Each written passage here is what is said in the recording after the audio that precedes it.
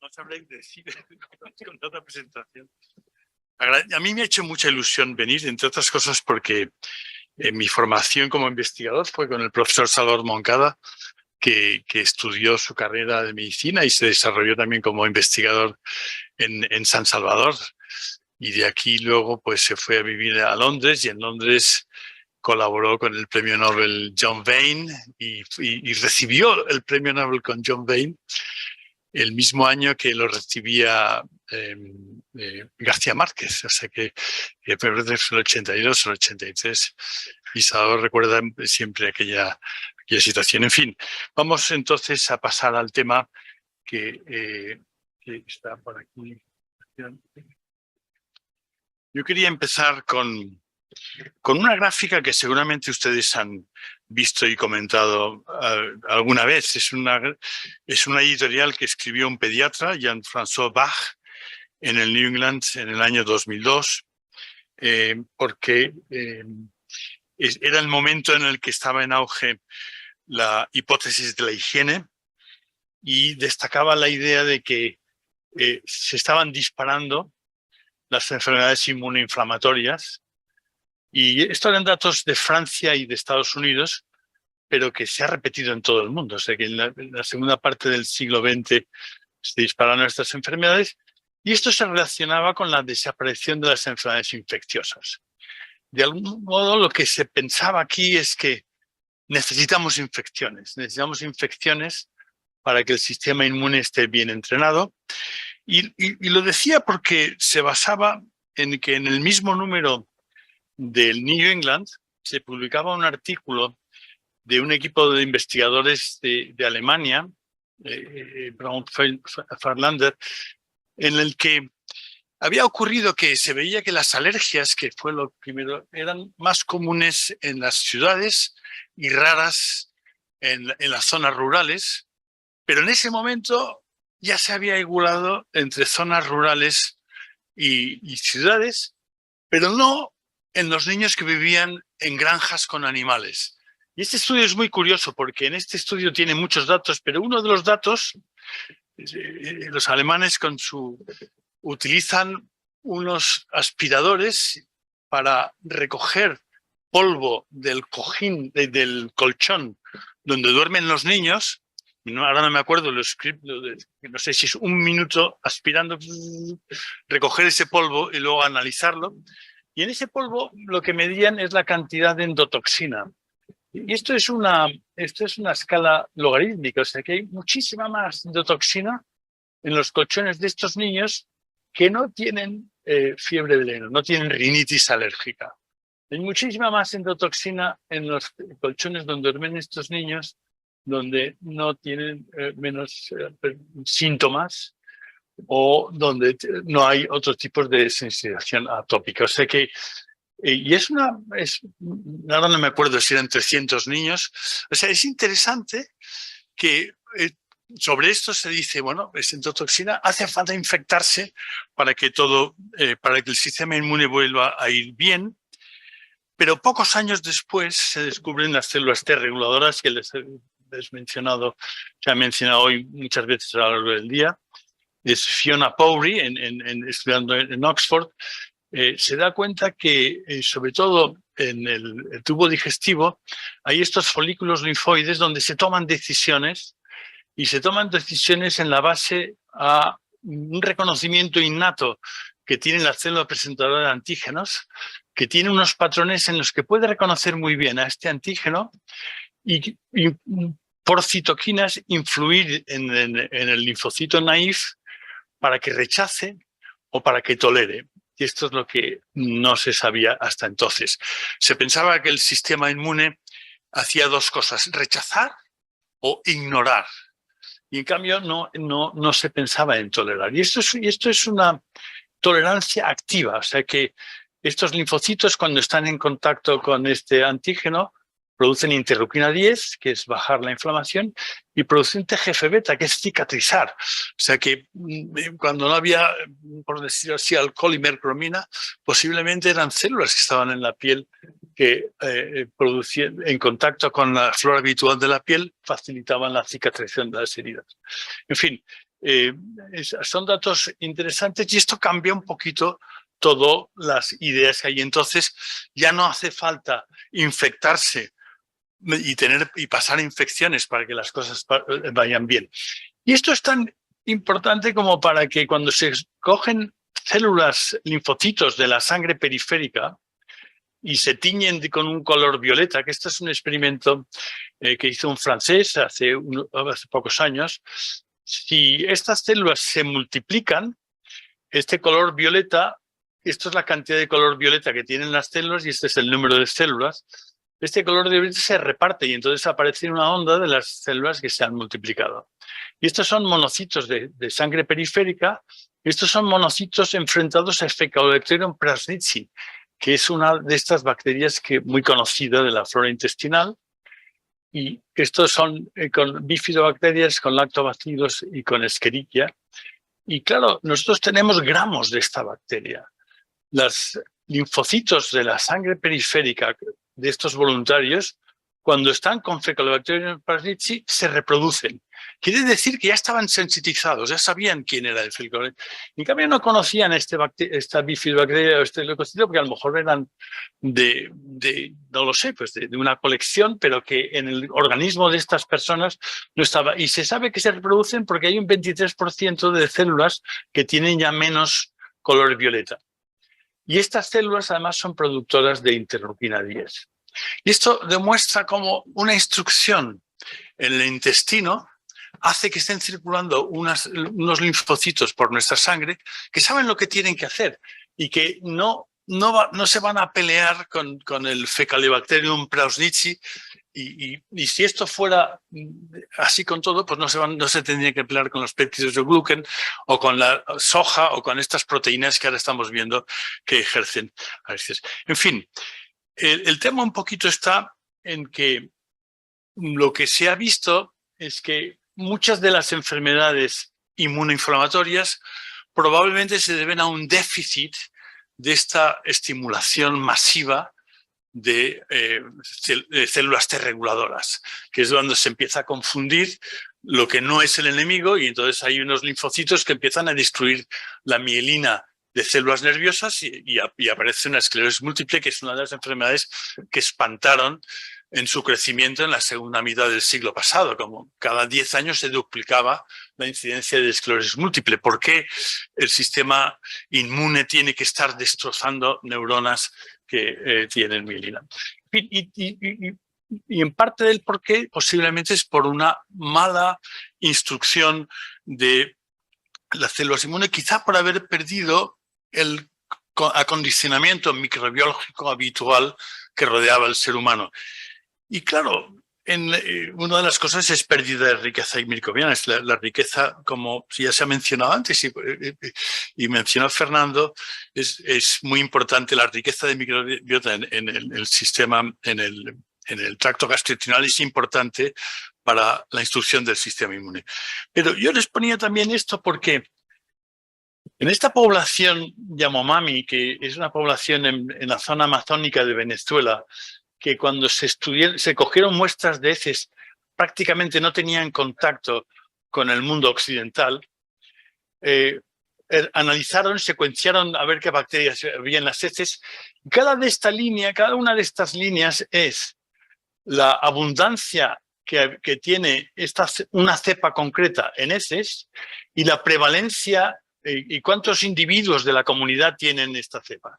Y lo que se ve que casi todos los individuos de esta comunidad de Yanomami tienen las mismas bacterias y en la misma abundancia. Es decir, aquí sí que se ve la herencia vertical y a lo mejor horizontal, ancestral, de que están con la microbiota probablemente que era la misma hace 100 años, porque el siguiente es Malawi, que es en África, que tiene una situación bastante parecida, pero ya es una zona rural de África con más contacto con el mundo occidental, y lo que está sobre todo es Estados Unidos, muestras de personas en Estados Unidos. Es decir, probablemente ha habido una transmisión vertical de bacterias, y estas bacterias que el sistema inmune ha sabido reconocer es la que ha estimulado grandes cantidades de células T reguladoras y probablemente, volviendo al principio, no es que tengamos que pasar infecciones para no tener alergias, no tenemos que volver a la tuberculosis, sino probablemente tenemos que volver a recuperar estas bacterias que eran amigas. Y se pasó a la hipótesis de lo que se llama the old friends, la hipótesis de estar en contacto otra vez con este mundo microbiológico amigo, no con los patógenos. Bueno, y esto es lo que probablemente el tema que tocaba es lo que tendríamos que revisar para cómo optimizarlo en el caso de un bebé que nace. En un bebé que nace estéril, como ustedes saben, sobre todo su tubo digestivo prácticamente no tiene bacterias y la donante más importante es la madre por el parto vaginal y por el contacto físico, pero hay muchas otras fuentes de donde puede estar recibiendo bacterias, muchas de ellas fuentes hospitalarias cuando se nace en un hospital, los alimentos que va a ir tomando a lo largo de los primeros años de la vida. Y bueno, y vale la pena que estudiemos estos factores para cuidar la microbiota desde las primeras etapas de la vida. Y uno de los estudios que quería mostrarles, bueno, se ha discutido y hay datos que hacen pensar que a veces no serán las bacterias que llegan primero las que van a condicionar la colonización, sino va a ser las bacterias que están más adaptadas al ser humano las que van a determinar la colonización final. Pero también puede pasar lo contrario, que las que llegan primero, aunque estén menos adaptadas, acaban colonizando más. Y bueno, y lo contrario. Y es algo que se discute y no está claro del todo. Y por eso esta colonización desde un ambiente de bacterias que a lo mejor no están bien reconocidas por nuestro sistema inmune, son las que ponen en marcha, en vez de células T reguladoras, células que rechazan, células que inflaman. O sea que si hay más colonización con bacterias del hospital o bacterias a lo mejor resistentes a la alergia porque se ha limpiado tanto la casa, en fin, podríamos especular mucho alrededor de eso. Este es un estudio de Carmen Collado, que es una investigadora en Valencia que hizo un trabajo con un hospital de China, cogiendo muestras de madres y cuando llegaban al hospital para dar nacimiento a su hijo y del bebé en los primeros 2 días. Y entonces aquí es interesante en el que se ve que en los niños nacidos en España hay bastante comunidad de bacterias entre la madre y el hijo. O sea que serían las que son comunes, pero son más o menos, ahora no me acuerdo, pero unas 200 y pico. 200 y pico. Y entonces hay algunas que solamente están en los bebés. Esto es un grupo de 60 madres y 60 hijos españoles. Algunas que están en la madre, pero no se vieron en el bebé. Pero fíjense, en China la comunidad de bacterias es muchísimo más grande. O sea, lo común son casi 450 de bacterias. Y aún así hay muchas bacterias que están en el bebé y no estaban en la madre. A lo mejor hay más contacto con los hermanos, más contacto en esos primeros días, o a lo mejor son del ambiente. Sí que había algunos con cesárea, pero aún así, esto sería la diferencia entre la microbiota de las madres de España y la microbiota. Cada punto es la secuenciación de todas las muestras, de todas las bacterias en una muestra de heces. Los puntos que están cerca son composiciones que se parecen. Estos serían las madres en España, estos serían las madres en China, que tenían una microbiota diferente, pero en cambio en los bebés sí que la microbiota no es tan diferente, a pesar de que hay otro tipo de transmisión. Ha habido más transmisión vertical, pero también ha habido mucha adquisición del ambiente. Pero lo que es interesante, aunque haya habido 288 especies que no estaban en las madres chinas, sí que son muy típicas. Al integrarse aquí, hace pensar que son bacterias que están muy adaptadas al ambiente del intestino humano. O sea que probablemente sí que van a tener preferencia las bacterias que están más adaptadas al intestino humano. Y otro experimento que a mí me pareció interesante es un estudio en una familia en Estados Unidos que miran las bacterias que están en las manos con un sistema de secuenciación de un gen que es el 16S. Por un solo gen se puede decir la taxonomía de la bacteria, y es una familia en que hay un bebé, hay 3 hermanos, la madre y el padre, y entonces las bacterias que están en el bebé, en la mano derecha o en la mano izquierda, son bacterias típicas de la frente o típicas de la lengua. Pero fíjense, en todos los otros individuos hay un color verde que son bacterias típicas de las heces. Y esta es una familia de clase media, en teoría una familia limpia. Sé que la vía fecal oral probablemente es verdad, porque aunque nos limpiemos, pues hay bacterias que están aquí, vuelven a ir en la boca, vuelven a ir para abajo, vuelven a salir aquí, vuelven, en fin.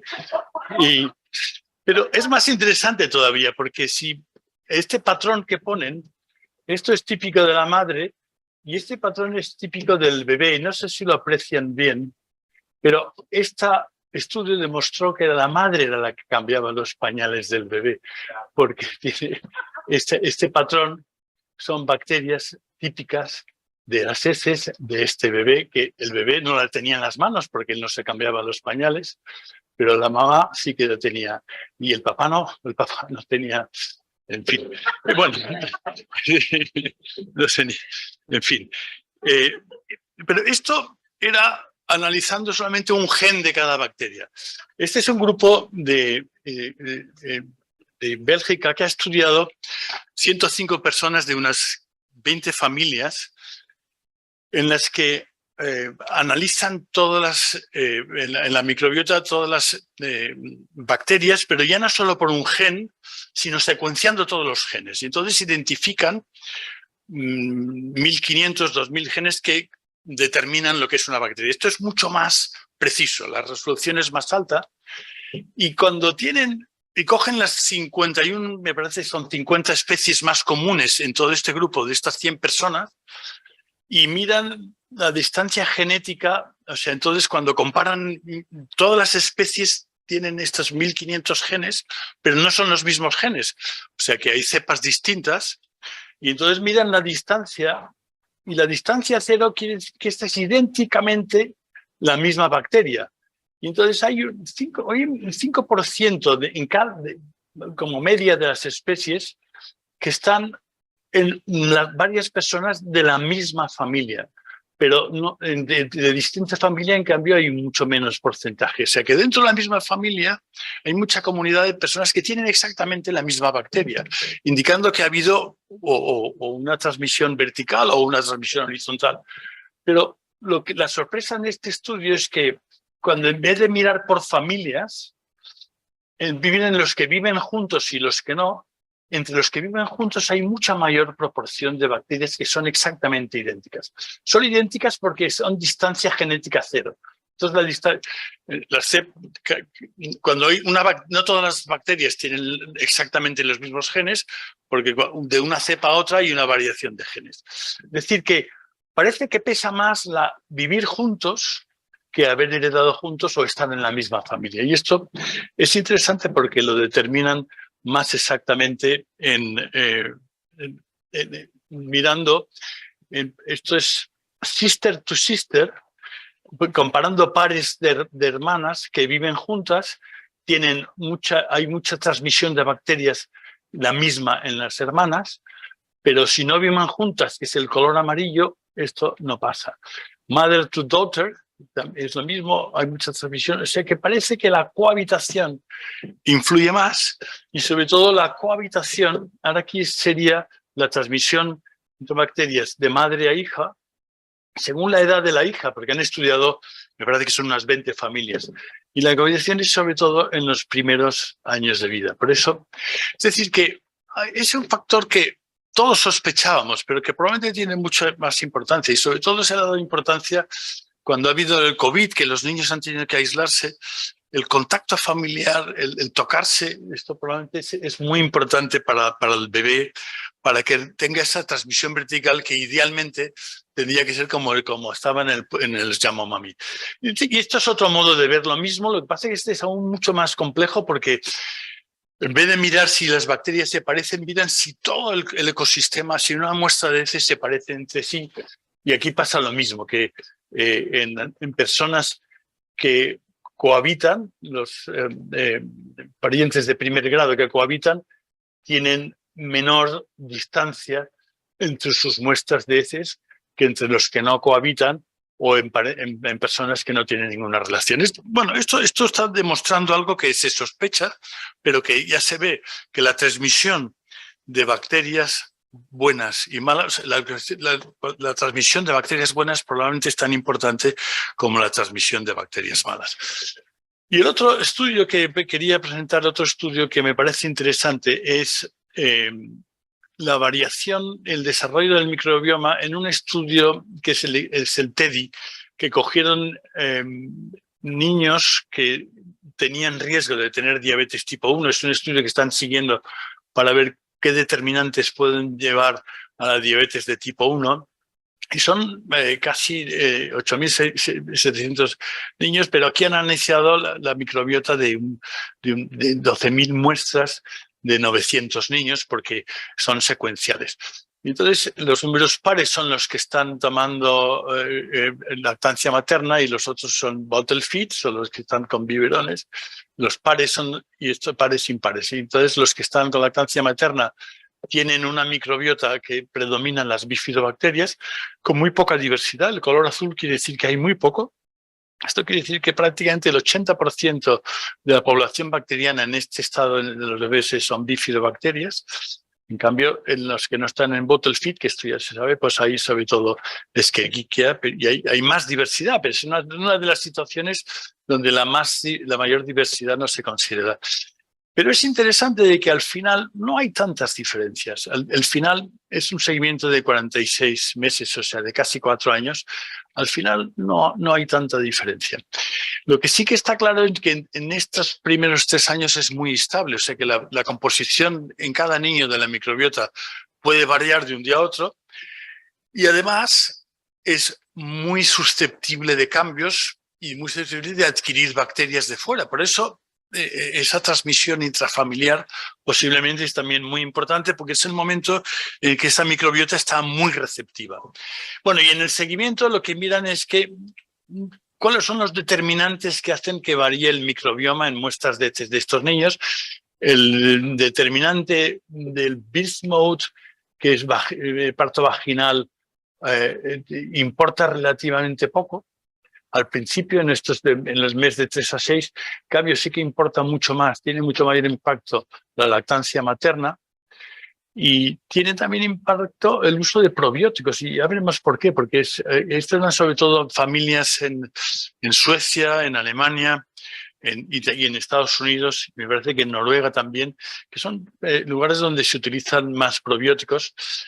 Y el otro punto son los antibióticos y también la localización geográfica, o sea que depende de dónde se viva. En fin, los datos que a mí me parecen interesantes, claro, cuando hay más lactancia materna hay más bacterias fermentadoras y el otro punto es que aquí vieron algo que los niños que estaban expuestos a probióticos, tuvieran lactancia materna o no, pero se le daba un suplemento a probióticos, tenían menor incidencia, serían los que desde los primeros meses tenían probióticos, que sería esta línea, tienen menor incidencia a lo largo de 10 años de aparición de autoanticuerpos contra la insulina o contra las células de Langerhans productoras de insulina.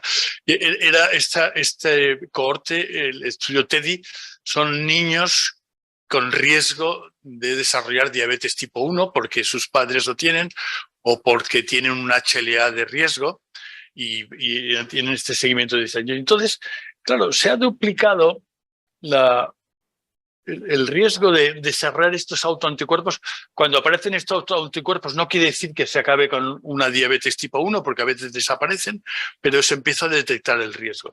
Y este riesgo es el doble en los que durante el primer año de vida no han tenido ningún contacto con probióticos, que es un dato que pareció que, bueno, y estos los números de personas, es un dato que pareció muy curioso. Y el otro asunto es los antibióticos. Cuando hay antibióticos. Esto sería la disimilaridad, o sea, como la estabilidad de la microbiota es poca. En los primeros años de vida puede cambiar mucho, es muy influenciable, puede recibir bacterias de fuera, puede afectar. Y en los niños que no reciben antibióticos hay más estabilidad que en los niños que reciben antibióticos, pero esta pérdida de estabilidad es mayor aún si los antibióticos se reciben antes del año de vida. Antes del año de vida, que el ecosistema está mucho menos formado, hay mucha mayor inestabilidad que si se reciben antibióticos ya a los 3 años. Bueno, este es el otro tema importante con lo que ya cuando el impacto de los antibióticos, estos son los géneros principales.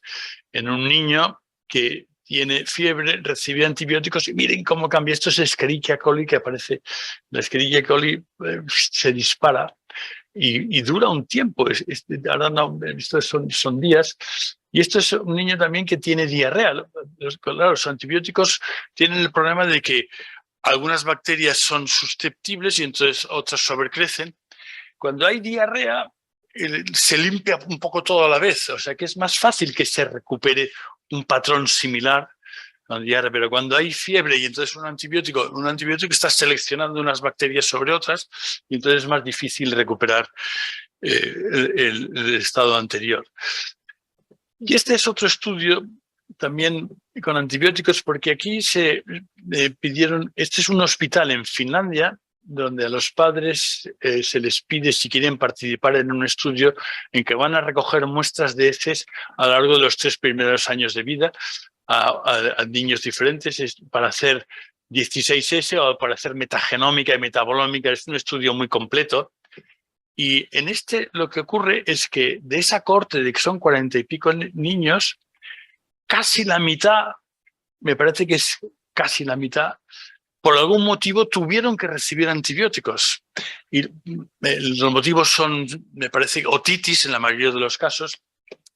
El dato importante es que esto es Finlandia, que es uno de los países donde menos se recetan antibióticos. Y no hay ningún bebé que reciba antibióticos una sola vez. Cuando se empieza con antibióticos hay que volver a dar antibióticos, volver a dar antibióticos. La mediana es de 10 veces, me parece, entre 5 y 10 veces. Cuando el niño, bueno, es así, empiezan las otitis, antibióticos, más resistencia, otro antibiótico. Bueno, porque por lo tanto hay que pensarse mucho los tratamientos, porque en un país donde están en un estudio de observación, aún así la mitad de los niños necesitan antibióticos y esto se relaciona con dispersión de genes de resistencia antibiótica. En fin, hay muchos estudios también que relacionan que la exposición a antibióticos se relaciona con mayor riesgo de algunas enfermedades. En este caso he puesto, porque se publicó hace poco, esto es el condado de Olmsted, el condado de la Clínica Mayo, donde tienen el seguimiento de 15 años de 1.500 niños. Y de estos 1.500 niños hay 1.116 que tienen asma y en esto se ve que el haber tomado antibióticos ha doblado el riesgo. El riesgo se dobla y se multiplica por 3 el riesgo de tener enfermedad celíaca por haber tomado antibióticos. No es significativo en el caso de autismo, pero hay una tendencia en food allergies, pero hay muchos, obesidad. Bueno.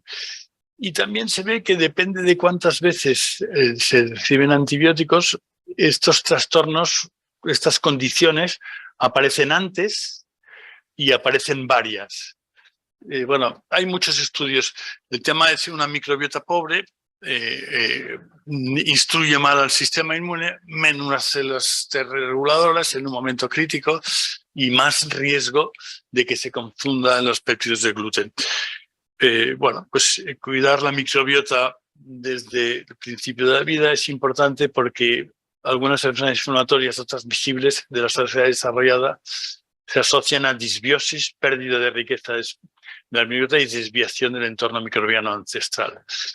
Conocer los factores modificables que determinan la colonización en el comienzo de la vida puede proporcionar estrategias para la adquisición de un microbioma saludable. Entonces, factores relevantes, el contacto humano posiblemente es el factor más relevante y el factor que más podemos controlar y que la naturaleza nos llama el tipo de nacimiento, la lactancia materna, la dieta tradicional, el uso de probióticos, el uso de antibióticos, otros fármacos, etc. Muchas gracias por su atención.